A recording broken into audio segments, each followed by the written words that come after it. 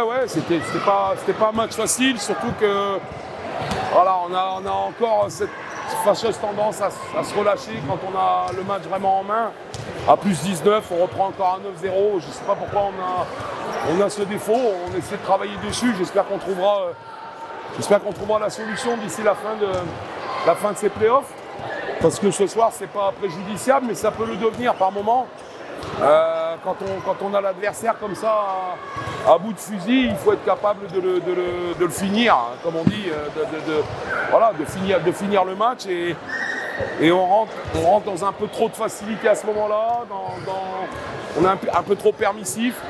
Bon voilà, maintenant on a fait le travail aussi ce soir. Clairement, il fallait essayer de conclure en deux, on l'a fait. On s'est inscrit dans le bon match, même si on a cette fâcheuse tendance à avoir du mal à gérer notre avance. Mais je pense que la problématique, c'est justement qu'on veut gérer notre avance. Alors qu'on doit continuer à avancer et continuer à courir, continuer à partager la balle et garder le rythme. Et dès qu'on veut gérer un petit peu notre avance et changer un peu de style de jeu, on finit par se perdre. Voilà. Et quand ça revient à 10, on refait les efforts, mais le match il est revenu à 10. Voilà. Bon, c'est pas. Quand on part de 19, c'est pas gênant. Quand on part de 14 et que ça revient à 5-6, ça peut l'être. Donc il faut qu'on arrive encore à progresser dans ce domaine-là, même si aujourd'hui on aurait tous signé pour prendre ce match cette série en deux et accéder aux demi-finales. Ouais, alors l'avantage du terrain dans cette formule-là, il est à la fin du deuxième match. Il n'est pas avant. Alors c'est sûr que si on gagne au Havre, on a 2 matchs pour conclure chez nous. Si on perd au Havre, on ne peut pas partir du principe qu'on a un avantage terrain en perdant 1-0. Donc à ce moment-là, il faut gagner le game 2. Et à ce moment-là, si on gagne le game 2 et qu'on a perdu le game 1, on reprend l'avantage du terrain pour le dimanche. Voilà, mais il n'y a pas d'avantage terrain à partir du moment où on perd 1-0. Donc le match 1, il est important, il est compliqué.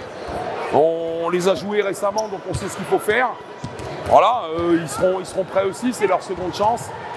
Donc voilà, ça sera une grosse confrontation, mais ça ne sera pas non plus la finale avant l'heure. Voilà, il ne faut pas non plus penser que c'est la finale avant l'heure. Surtout que de l'autre côté, ça ne joue pas vraiment le jeu.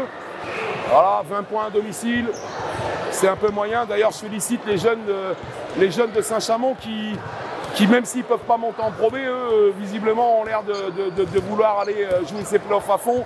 Et c'est plutôt pas mal, ce qui n'est pas le cas de tout le monde. Voilà. Donc les présidents, globalement, veulent des matchs à domicile pour faire des recettes quand ils sont champions ou quand ils sont en Pro B. Il faut assumer derrière. Visiblement, ce n'est pas le cas. L'écart me pose pas mal de problèmes ce soir. Voilà. Non pas le 2-0, parce que c'est le basket. Et le basket, il peut y avoir des surprises ou autre. Mais sur un Game 2, quand on est en Pro B, on ne prend pas 20 points à domicile devant son public. Clairement. C'est mon avis.